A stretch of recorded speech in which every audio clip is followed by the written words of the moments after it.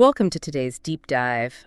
We are pulling from a big stack of engineering schematics to, figure out the mechanical genius and the brutal aerodynamics of the B-17 bomber's Sperry ball turret. Yeah, the mission today is really to uncover how this tiny glass sphere managed to track enemy fighters with such, surgical precision without just being violently torn right off the aircraft. Right, which is insane to think about.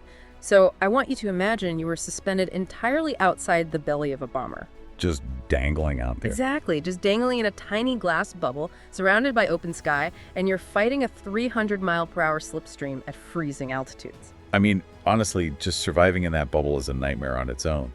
But the primary engineering hurdle was actually aiming the thing. Because of the wind pressure, right. Right, that external wind is constantly trying to violently rip the turret backward the whole time the bomber is flying forward. I always wondered about that. Why couldn't they just bolt it down harder? Build a thicker steel mount and just lock it in place to fight the wind? Well, because it still has to spin incredibly fast to track enemy fighters. A heavier, thicker mount just makes it slower. So instead, they use a structural trick called offset trunnions. Offset trunnions? Okay, what is that exactly? Think of it like a lopsided seesaw. They place the pivot point of the turret slightly off-center. Oh, I see. Yeah, so by doing that, they use the sheer physical weight of the heavy twin 50 caliber gun barrels hanging out the front to perfectly counterbalance the force of the wind pushing against the glass bubble in the back. Oh, wow, that makes perfect sense. The wind pushes one way, gravity on the guns pulls the other way, and they just cancel out. Exactly. But still, you're shifting all that heavy weight against 300-mile-per-hour gusts. I mean, human muscle is not doing that smoothly. No, absolutely not. You need massive power for that. So the engineers chose a Vickers hydraulic pump system that drove fluid actuators. Why hydraulics, though? Why not just use electric motors? Well, electric motors take a second to spin up, Hydraulics give you instantaneous torque. When you pump fluid into a cylinder, it doesn't compress, so it immediately moves the machinery. Ah, so it's kind of like the power steering in your car, but on steroids. You make a tiny physical adjustment, and the pressurized fluid instantly does all the heavy lifting. That is a great way to look at it, and it creates this mechanical feedback loop. Kind of like trying to hold a laser pointer perfectly steady on a target while riding a roller coaster. Yeah, exactly. So when a sudden gust of wind hits the turret and tries to knock it off target, the fluid pressure instantly pushes back with equal force. It keeps the gunner's aim perfectly steady. So you get smooth tracking no matter how erratic the wind is. That is brilliant.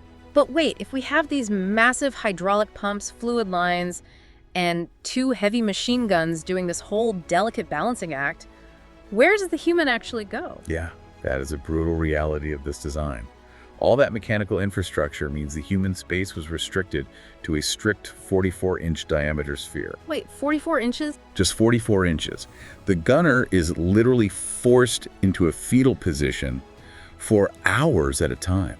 For a fully grown adult wearing a heavy flight suit, that is unbelievably cramped. And you aren't alone in there either. You're sharing those 44 inches with massive internal ammunition cans, radio gear, and your oxygen systems. So you're not really sitting in a turret, you're wearing it. You're wearing it like a very heavy, uncomfortable backpack. Which brings up another thought. I mean, sticking a giant lumpy glass ball onto the smooth belly of an airplane, that has to ruin the aerodynamics of the bomber itself. Oh, it absolutely did. The drag from that protruding sphere forced the B-17 to burn significantly more fuel. And I bet it dropped the speed, too. It did. It dropped the top cruising speed. The bomber was visibly fighting its own defense system for the entire flight. Okay, so you have an airplane fighting the drag, a turret fighting the wind, and a human crammed into a fetal position.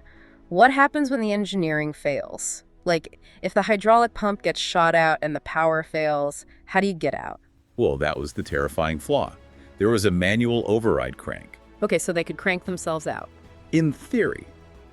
But real-world combat data showed that if the plane was taking evasive action, the extreme centrifugal forces from the bomber diving and turning would just physically pin the gunner against the glass. Oh my God. So even if you have the crank right there, gravity is pushing on your body so hard you physically can't lift your arm to turn it. Precisely. And firing those twin 50s directly into a headwind manually, that put immense stress on the elevation gears, making them even harder to turn. It was basically a terrifying trap if the power went out. It really was.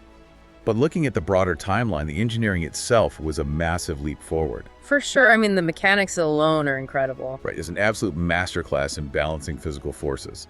The freeze-resistant seals they developed for those high altitudes and those fluid feedback systems, they basically laid the groundwork for the modern 2026 remote-operated turrets we use today. Wow. So the durability of that core concept is really undeniable. Completely undeniable. It really is. I mean, we started this deep dive picturing that terrifying 44-inch glass bubble just dangling in the freezing wind. Such a wild image. It is, and it leaves you with something to ponder. I mean, if 1940s engineers could perfectly synchronize raw human survival instincts with complex hydraulic feedback loops inside that tiny sphere, Right. how much of that extreme human-machine trust blueprint is quietly functioning inside the automated vehicles and smart systems you rely on every single day?